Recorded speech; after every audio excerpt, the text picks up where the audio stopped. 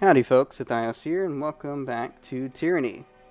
Last we left off, we progressed, found out some more about what makes Barrick's armor tick, and kind of messed with him a little bit. And we got some shaking going on here. It looks like they have been doing some fighting with Will do. Disfavored. And now we're going to see the voices of Narat. Sure, they'll be very happy to see us. Welcome to Cacophony, fatebinder. Narat said to be expecting you. What can you tell me about this place? It's the main stronghold of the Scarlet Chorus and the Tears. All chorus groups have some of their people here. Horde, Scarlet Furies, Blood Chanters, Bloodhound, even the Beastmen. Everybody's got their own section at camp. Better that way. Keeps the brawling to a minimum. We've got a merchant here if you need to buy anything. There's also a quartermaster, but Narat's got to give him the say-so before you're allowed to get your hands on chorus goods. Right. Where can I find the voices? Northeast corner of the camp, near the only real buildings left. If he's not on his throne, he's wandering not too far from it. Alright. Farewell. There's a lot of shaking going on here. Alright, so I think there's some familiar faces. Can't do that.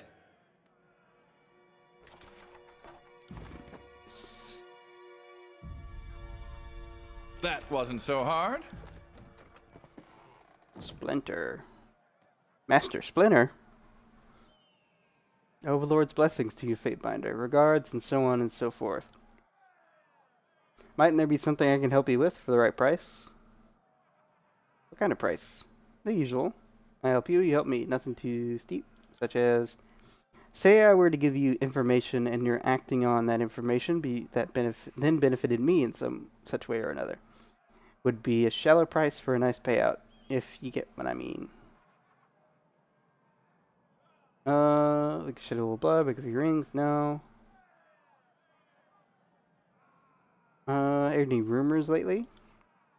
Nothing new, only the usual happenstances. So-and-so killing so-and-so in their sleep and absorbing their gang. Leaders from throughout the tiers entering you-know-whose tent and never stepping out again. The voices doesn't even leave a body. How do you think he does that? No, on second thought, I surely don't want to know. Licks his tongue over his teeth, scratches his cheek. And he did not hear that much as a whisper from me. When I heard some of the victims ended up on spikes, no? Sometimes something shows up on spikes nearest the voice is sent, sure, but whatever it is, you can't exactly call it a body anymore, get me? Yeah, I wouldn't go so far as to say husk, because that would be very overly dramatic. But they certainly don't look quite right. So what's the story behind your name, Splinter? Do you have a rat friend who also had turtle friends? Well, I woke up with a sharp pain shooting up my backside one night, and are you sure you want to hear this? Yes, please do continue. I guess it was a piece of a chair, at least as long as my forearm. My mate Abscess, great, had whittled it up for weeks to stab me in my spine. Only it didn't kill me, though. Just gave me this damn limp. He rubs the spot on his lower back towards the right side, wincing either from the pressure or the memory. Oh, so it's a limp, so he needs a stick to walk around, like Master Splinter. I wouldn't say it was a shoddy weapon. It ended her good and dead when I stuck it in her throat. Right. Yeah, we don't care about anything else. Bye, Master Splinter. We got Dirge and Rathwart. Just what we need, a fatebinder of the courts. Look, I understand my rank, but I can't just bite my tongue when Bossman Dirge thinks to get away with a crime such as proportions without bribing me first. He grins maniacally, staring daggers at his gang boss even as he speaks to you. Frig you, Rathrot. Dirge shakes his head, murder written in his sneer. As if you settle for a rent rump and a fistful of rings, admit it, the price you want is my head so you can stand atop our little crew.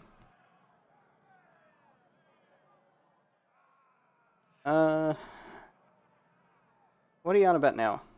Speak up, Rathrot. The Fatebinder asks you a question. You'll be hanged for breaking Kairos' law, Dirge. Even the voices can't protect you against that. If I involve myself in this dispute, you may both come to regret it. Do or don't, I'll be taking my retribution from this canker-ass weasel in the form of a blood payment regardless. Not if you're rotting on a string, you fribbin' puss nut. What the? What are these? He sneers at his gang boss before turning to you. Please do step in, fatebinder. A capital crime's been committed. And I saw it with my own eyes. 3 nights back, Boss Man snuck into and out of the old walls near Lake Twin Skies. You shitface.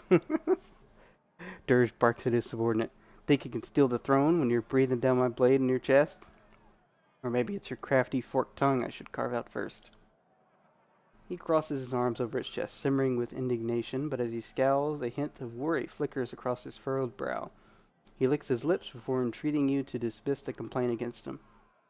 Like I'd be dumb enough to risk my entrails scurrying about some fusty ruins. Think I don't know why they're forbidden? Scouring the old walls is just asking to incite Kairos' wrath. I've got no death wish either, from the Bane within, nor Kairos above, nor Fatebinder of Tunon before me.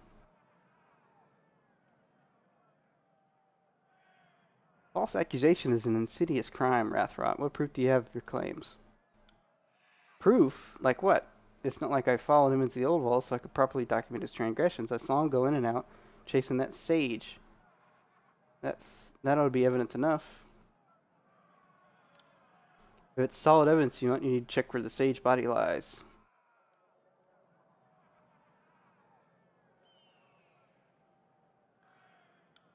Alright, why are you so eager for me to sentence? Eager. Hordman rubs at the back of his neck, ill at ease. I mean, I'm just thinking on account of Dirge being a true criminal under Kairos' laws, he really isn't fit to lead this gang no more. So somebody like me ought to be running things. You see, Fatebinder, all he has is scheming and lies. He knows he'll lose if he challenged me outright. So he thought he'd accuse me of a crime even the voices couldn't dismiss. He stares icily at Rathrot. Did you take anything from the old walls or touch anything? Well, I fell against the exterior, struggling with the stage. The stones were cold and slick. Pretty nasty feeling against my backside as I held her still. But I never went inside. I didn't filch nothing inside from what was on her corpse. I was there, and I'm telling you, he was in the old walls. That ought to be proof enough, don't you think, Fatebinder? You said you took something from the sage's body? Hand it over. Happily, if it'll help you believe me, and blessedly bring an end to this mess. Come on, Fatebinder, are you going to believe that? I called you over here. I'm telling you what happened. Don't let him weasel his way out of a proper sentence. Only those under direct orders from the Overlord or operating under agency of Tunun's court may enter the old walls. Great, if you think I did it, what's to happen to me then? He scowls, face streaked in disbelief. That's the proper sentence. I'm no Fatebinder, but even I know the way of it. He sneers, eyes gleaming eagerly. Isn't that right, Fatebinder? It's a capital offense.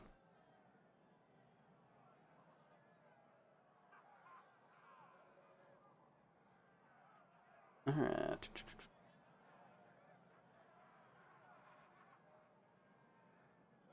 Yeah, I think this is a waste of time.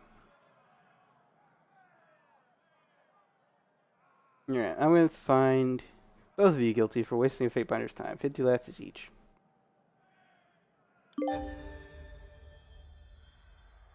Dirge laughs at Rathrot's face. Good job fucking us both, you Kairos-damned idiot. Look forward to hearing you scream for mercy after the first 2 lashes. Great, can't even expect justice from the courts these days. He spits at your feet as guards approach to drag him Dirge away.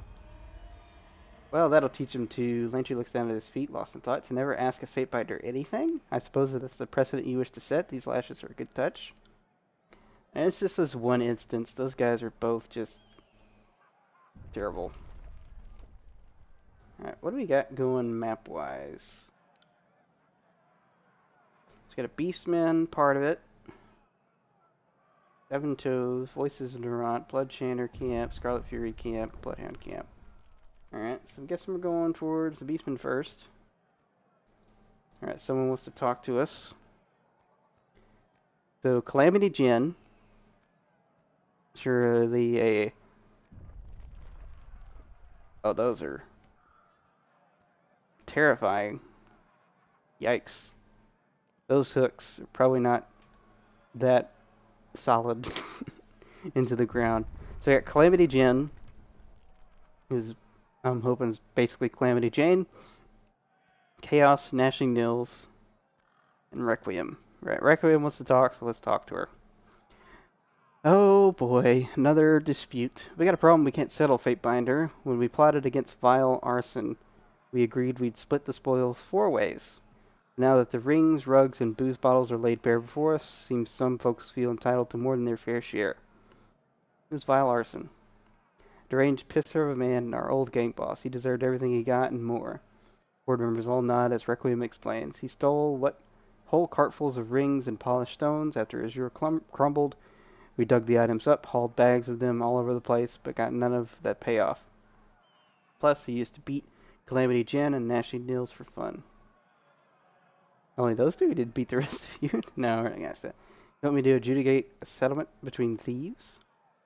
Thieves? We didn't filch nothing. We killed Val Arson and took his property by the right of Circle of Fists.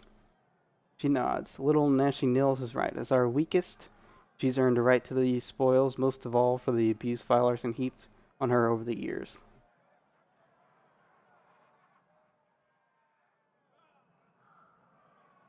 Why is that? Vile Arson broke the code of the strong lead the weak serve. He pushed Sweet Niles too far and found out he wasn't stronger than the rest of us no more. A pretty loose interpretation of your Archon's laws. The strong lead the weak serve doesn't give you permission to freely murder others. It kind of does. These laws are very based on interpretation. The Scarlet Chorus is. Alright, I'll hear your plea if everyone is in agreement with my involvement. Choirwoman nods. I certainly am. I like to settle this and put it behind us. What about the rest of you? I am also interested in the Fatebinder's ruling. Let an outsider weigh in. Surely they need to see the greater weight of my contributions. One of the more timid Horde members tucks her head, scratching through the back of her hair. Are you sure? I've heard bad things about inviting the court's judgment. Once a Fatebinder gets involved, the ruling is absolute, isn't it? She glances to Requiem and Chaos, reading their clues before she relents. Okay, I guess I'll go along with. Last one shrugs. Doesn't matter to me. I already decided to give up my share. I just wanted the bastard dead. Alright, let us proceed. Tell me what happened. Determine what goods should be dispersed. I'll hear you out, but know that my judgment may come at a cost. We go on, but I should tell you now, I'll know if you try to lie to me. Alright, let us proceed. She cracks her neck and squares her back, eager to relay her part and be done with it. Well, I got tired. We all got tired of being cut on and watching him torture Nils. So when Requiem suggested the plan, I was eager to lure him into our trap.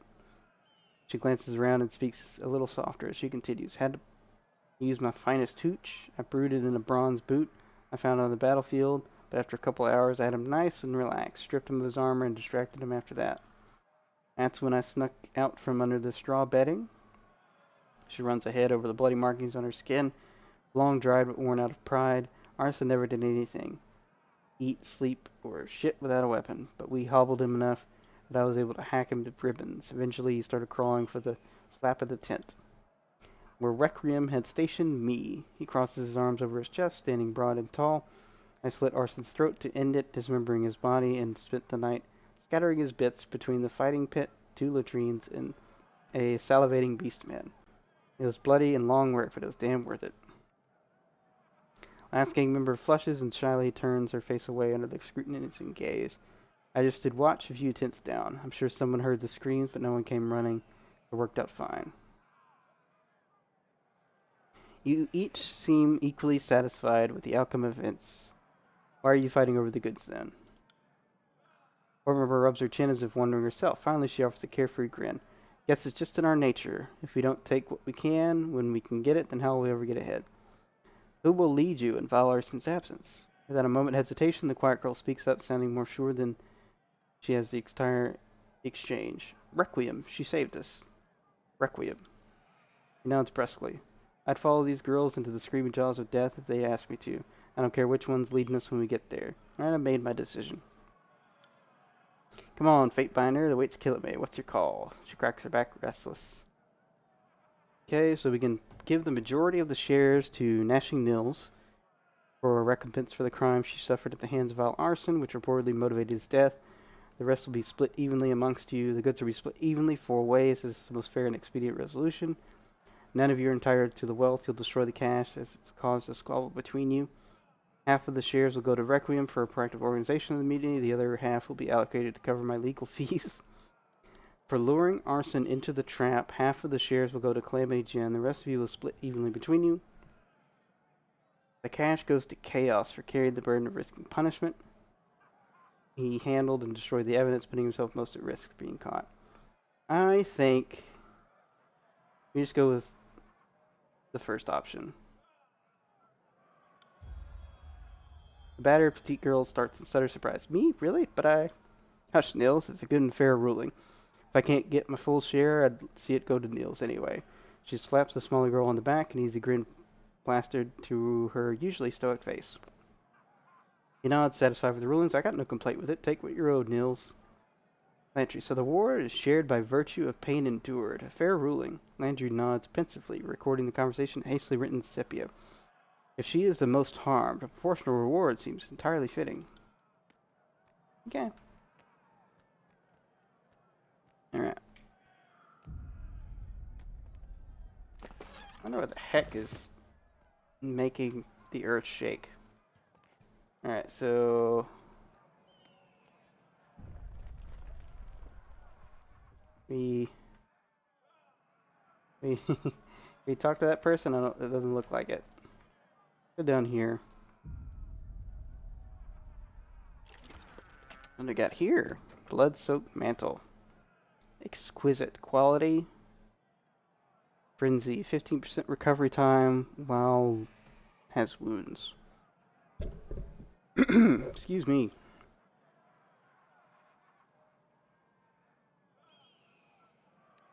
So yeah. I don't know what... I don't think any of us have the means to utilize that type of equipment. So we'll just keep it around for now. Like we got another dispute to look after. Boots and bracers. There's some disfavored here.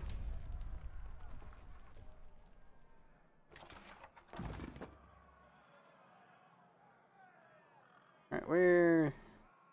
Bloodchainer camp. Voiced Marauder up here. Seven Toes up there. That's where we'll go last. Alright, got a helmet. Sorry, I can't.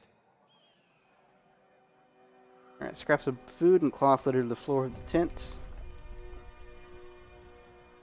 Alright, so we got two more things to talk to. Let's talk to Sanguinari. You do have eyes, don't you? Once they can see how busy I am. Alright, so I guess we won't talk to Sanguinari. Looks like we have a place to rest. Let's talk to Dalliance and Sickle Notch. And they just dragged us in as soon as we got close. We need the bodies, you mewling pissers. Face red, veins popping in her neck. The Scarlet Fury screams at the horde clustered before her. She waves her arms wildly as she shouts, almost dance-like in her agility, a blade clutched in each hand. Unlike you cockered pig nuts, these conscripts can survive a battle. Dalliance. One of the horde members spits a blackish mix of herbs and phlegm at the Scarlet Fury's chest. So they say to save their necks. But what good's the word of oathbreakers and cowards? Sickle Notch. Furious and nearly faster than the naked eye can follow, she slashes a return strike. A splotch of red blooms across the offended spitter's chest, a match to her fresh sputum stain. The crowd tenses like a coiled spring, ready to hurl themselves into a bloody fracas. What's going on here? Fatebinder. Yes, Fatebinder. Good of you to come along. The horde representative sneers and straightens himself taller. Feeling self-important in the moment, you just saved this Fury's neck. Hardly. She licks the edge of one blade and then uses it to smooth her newly muscled hair back. Newly mused hair back. Must. Know why. I was thinking every word pronunciation except must. Though the Fatebinder may yet stay me from smearing the ground with your blood. A damn slew of Oathbreakers came crawling to us less than a fortnight ago, so we trussed the lot up like beastmen for roast. Why should we welcome liars and defectors to guard our backs? The horde member spits again, but aims to the side this time, careful to avoid hitting the Scarlet Fury. Come now, Fatebinder, you're a clever sort. Tell us your thoughts. We ought to throw them in the pit. Let the lone survivor join us. It's the way of the chorus, right, boss? The pit serves for merriment and to weed out fin-sucked weaklings like you. The Fury snaps at the Horde member. Turning to you, she adds, in this case, it would be but a waste of resources. These are part of the splinter that held off the disfavored of Indrian's well for many months. We should integrate them into my unit of Furies. You sure you want me to weigh in? If I do, I'll be as official envoy of the courts and irrevocable for all parties involved. Scarlet Fury cocks are not in agreement. I'll be sated just to have the squabbling done with. But we can't win a war with only fishnecks, lanterns, and a sea of blood. We need skilled fighters to wield our blades. We might be made of tearsmen, but we're loyal to Kairos. A chorus ain't an open catacall to any turncoat who's got a sharpened weapon and a decent pair of boots. He licks a sooty thumb and thought, toss him in the pit, boss, and I'll donate a share of the proceeds to you. So we can give him the Scarlet Furies. We can have them fight in the pits and ensure a survivor is initiated. Or we can execute them. I think we'll just give them the Scarlet Furies. Scarlet Fury salutes you brusquely but with honor. I'll see them assigned to a suicide mission at once. If the Henpeckers can survive that, then they'll be worthy to serve my Furies. Oh my goodness. A pity that we are forced to grow the ranks of an army that can't be troubled to support its existing ranks. Shakes his head, troubled. Well, Barrick, I got a chance, you know? Alright, so that leaves basically this area.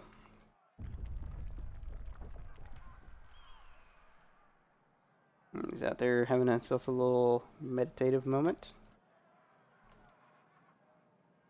Fatebinder, help me. So we gotta loot first. 7 toes, voices of Narant. Sure, let's talk to Chrysantha. Help, Fatebinder, help, over here. You can't let them torture me. Please do something. Convict me if you can't set me free.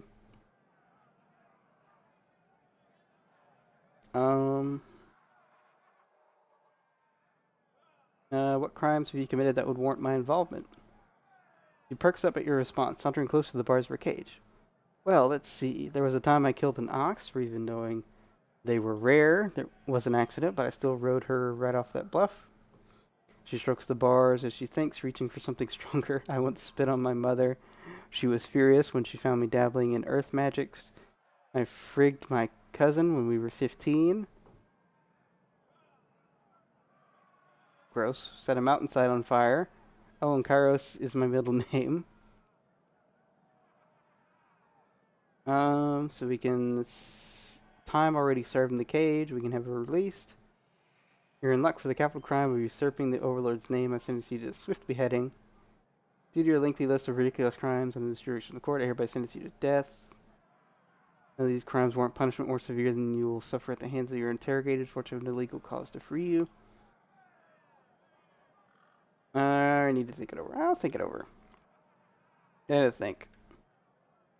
Yeah, talk to 7 toes. Voices wants to speak with you. Don't keep him waiting. Alright, I guess we'll... Look at this. Sybil. The once defender of Echohole Crossing lies before you. It's difficult to tell where her fiery red hair ends and her injury begins through the layers of blood. With all the wounds she sustained, a good number of them appear to have been made after her death. Well, she was annoying, but not enough to deserve that. Bodies of disfavored commanders are proudly displayed behind the voices of Narant's throne. Alright, let's have a talk. The voices of Narant regards you with an unreadable expression. Alright. The Fatebinder approaches. We had nearly reached a private consensus about the nature of reality, but that could wait. Reality will stay put for now. Too long has passed since we encountered our dearest friend in Vindrian's well. As if proclaiming and resolving the same edict weren't impressive enough, he found the Temetri to reject Graven Ash and support our right to conquer these lands. You deserve a just reward when this is over, but it's too early to congratulate ourselves while there's plenty of war still to fight. Ah, Songbird, how are you, dear? It's been so long since you visited Cacophony. We had worried that you had forgot Uncle Narant. To Dag nab allergies. He opens his arms to embrace Siren. While I might not be able to get inside that head of yours, Uncle, I am more than capable of turning this camp against you. It might cost me my life, but if it kept you from touching me, it would be worth it. Step back, or our reunion will be blood-soaked. We look forward to catching up in time. You won't always follow at the Fatebinder's heel, will you, dearest? He turns to you. What do you need to know? We're dizzy with answers. Tell me something about yourself. Why, we're honored that you would ask. Over the course of our lifetime, we have eaten no less than 20 silver spoons and plan on eating 20 more. Never mind why. But we suspect that isn't what you want to know. A puff of green mist swirls from behind his mask, taking the form of a smile before dispersing. No, it isn't. We are the Archon of Secrets, but call us whatever you want. Stories are our real trade. Take it from us. Everyone has a story, and all are welcome in our Hall of Wonders. He taps the side of his head. You'll have to excuse us if we ever seem not ourselves. Sometimes our stories bubble over the sides of the pot and spill through our mouth. Not to worry, it happens to us all. Okay. How do you manage an army as fast as the Scarlet Chorus? They manage themselves, of course. Men and women of grit rise in the ranks and become gang bosses. And when they take too many wounds, their swords grow too heavy, and another boss claims their rightful place. In all our years, we've never granted a promotion. Conscripts and slaves are free to elevate their rank or make up ranks as they go. The only condition is that they have the strength to defend the spot they carve out for themselves. Alright, what about the history? And why wouldn't you be? Rest a spell and let our words wriggle among the chaos of your imagination. The great uninformed think of the Scarlet Corps as one of Kairos' many armies. In fact, they are our personal force. Beginning in the earliest days of our power, we cobbled together a rabble of miscreants from freshly conquered territories. The Scarlet Chorus has always been dredged from the bottom feeders. Then there are the camp followers who skulk in our long shadow. As Kairos forged the rest of the great empire, we were used to subdue any lingering resistance. Those who opposed Kairos' peace joined our howling disharmony and lived or died in Kairos' war. A fitting fate, is it not? By the time Kairos set a magnanimous eye on the tiers, it was all but assumed that the Scarlet Chorus would lead the vanguard. Though they answered to us, we are happy to loan their services to the Overlord's pleasure. For the Overlord's pleasure. Anything else? What about the tenets? Tenet the first. Whatever you can claim, through sheer force of will, is yours for the taking. Those who think us chaotic would spend some time away from the farm and learn what it means to survive. That also means you can kill who you want. Kairos' peace extends to servants of the Empire. But the Tiersmen haven't enjoyed the pleasure of our laws yet. Until they do, you can treat them like sport. Not even starchy old Tudon will get offended. Any other rules, if you must call them that, fall under the umbrella of that basic philosophy. Take what you want, but keep what you take. Okay. Alright, so favor 2, by all means then. Would you prize secrets from our green flame, or luxuriate on the calming wind of our brilliance? Well, you cannot. Every secret is as precious to us as 1,000 lies. We will consign you to the interrogators if we find you stealing even a recipe for hardtack. I don't wish to steal your secrets, only to learn from your brilliance. Guards you with an unreadable expression. Have at us then. You may question us to your heart's content. Show no mercy. Your body, the green flames, why? We are greater than your confines. No stable form can house our magnificence. The flames about his neck flare out to form a regal collar. No mind could house our intellect. No body could entrap our skill. We are an all-consuming fire, fixed, unfixed, and resplendent. I'm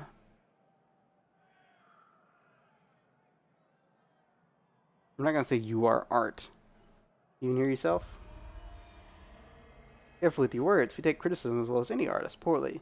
You wouldn't want us to paint a landscape with the use of your organs, would you? Why do you speak yourself in plural? Because it is absolutely insane. Do you really need another reason? That much should be obvious. We are multitudes. an army unto ourselves, a council of shadows babbling to be heard. Where there was one, now there are many. We are a legion, a stream of consciousness given shape, will, and intention. We are the voices of Narant. Alright, what about your rise to power? In our youth, we were the youngest scion of House Narant. These would be the early years of Kairos' reign, if numbers make any difference to your fragile matter. The Northern Empire wasn't the bastion of order and peace as we know it today. Our gracious overlord contended with sedition and lawlessness from his subjects, from his enemies, and even from the noble houses of Narant. Yes, I'm sure you were all so incredibly noble. Let me guess, your father was in debt to 100 brothels, and your mother drugged herself senseless so she didn't have to deal with the looking at you. We would continue without your commentary, Songbird. He shoots her a piercing look, flared up the green flames in his eyes. Whispers spread, as whispers do. House Narant never lacked in petty neighbors and bitter rivals. You must remember that these were delicate years for the Overlord. An accusation of treason was as damning as treason itself. Something had to be done before we fell under the shadow of our family's guilt. How did you escape the shadow of guilt? We did what came naturally, of course. We took initiative. Before any accusations could fly, we had our family driven to the city square and pilloried amongst the masses of Kairos' unfaithful. Before the shocked eyes of the community, we integrated them one by one, flaying their skins with tanner's knives and putting their loyalties to the test. Father, mother, sisters, aunts, all of them questioned, all of them found guilty. What city was this? In no tongue your ear would recognize. We called it Waterlog Marsh. You won't find our homeland on maps, but that's a story for another day. You tortured your own family. We tortured enemies of Kairos for the safety of the Empire.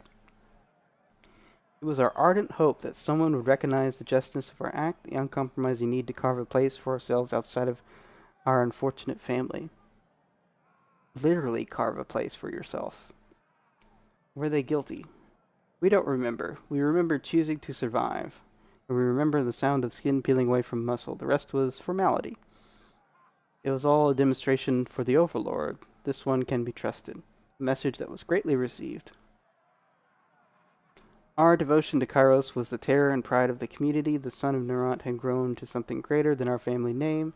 In time, the Archon of Misery heard tale of our deeds and invited us to a better life. So yeah, I couldn't have done all that for advancement. Yeah, we're going to say that. Out of these two options, we're going to say that. To our eternal delight, the disapproval of a gnat like yourself will never matter. When you are ashes upon the breeze, we will be playing an instrument of jubilation as we dance the length of the old walls. You said the Archon of Misery offered a better life. He took it upon himself to be our instructor. He taught us the beauty of agony, how to slide the knife just so, how to divide flesh with no mortal wound, and how to inflict waking nightmares upon our foes. Sheesh. No more of our clumsy, blood-soaked efforts for spectacle. True torture is a sensory performance staged for an audience of one. He made us an artist. Yikes.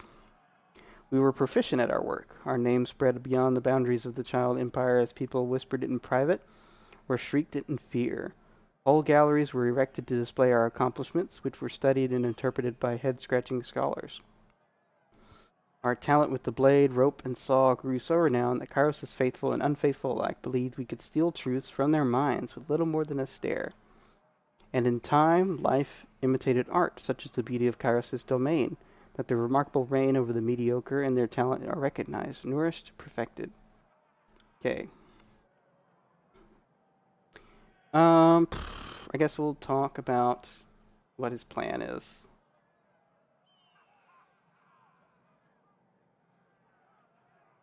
Let's talk about, we'll go through all the options. I'm assuming with the ... we're being insincere. We must concede to your flattery, but we can't boast anything as incredible as power, can we? The green smoke behind his mask forms a crude smile. Through powers you can't begin to understand, the voice of Narant steals the minds and knowledges of his victims. You know this happened often during the campaign against the Tears. What he gains from this ability beyond his apparent madness is anyone's guess. You know him better. You know better than to ask him about it directly. Is your knowledge limitless? What a question. We know many things beyond the purview of the disgusting farmers and merchants you'll find outside of our vaunted stronghold, much more than any of them could learn in 100 lifetimes. When you know as much as we do, this much will seem obvious. He leans uncomfortably closer to whisper. Nothing is limitless, child. What happens after you interrogate someone? Are you sure you want to know, Fatebinder? Let me make one thing clear. No matter how it starts, it always ends the same way, with a horrible death. It's a transcendent experience. The subject and I, we go to trust, depend upon, and even love each other. We have long since learned that pain and the intensity of our conversation make strange bedfellows. Applied together, anything can happen. Yikes. You never know. One day you might experience it yourself. That's a threat. That's a threat. Have you ever tried to absorb another Archon? It amuses us to no end that you would bring that up. A brave question, full of meaning, of questions, of challenge. The Archon makes a determined fist and stares into you. We have had occasion to execute an Archon or two when Blade and Mark was unavailable. This was all within the limits of the law, you understand. Someone gets an inflated sense of self-importance and decides to start their own small empire, and we step forward to volunteer our services.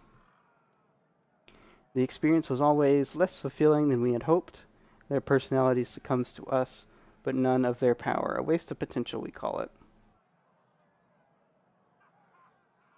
So, this is probably a bad idea to ask this question,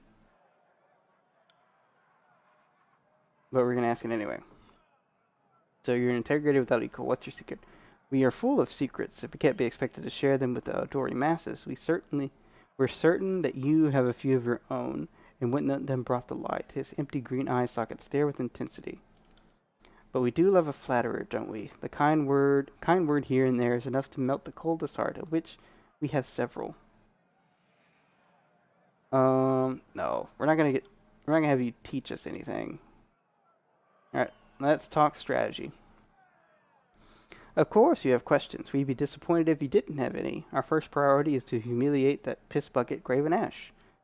But we'll have a better chance of it once every corner of the tiers is wearing red. Do you see our design, Fatebinder? Does our madness complement our method?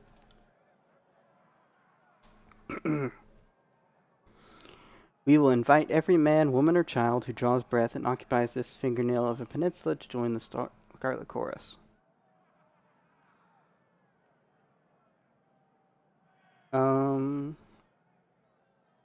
Conquest by invitation? How very polite. Isn't it? Graven Ash would slash and burn this whole continent. We must counter his wanton evil with acceptance and tolerance for these poor tearsmen. Conquest is a delicate matter and needs feeding, watering, soft caresses, a lullaby before bed. We will invite the leaders of the resistance to join us. If we have their leaders, the people will follow. If you bring them to, you will bring them to us. Yes, chiefs and the assets of chiefdom. As for how you factor into these plans, that is in part up to you. We have many ingots in the fire. It's more of a question of what piques our interests. The Blade Grave is a beautiful pocket of disorder, and edict shreds the land to ribbons, and soldiers by the hundreds are led to the furnace of war. Angry sons of old stalwart, dubbing themselves unbroken, clash spears with the disfavored.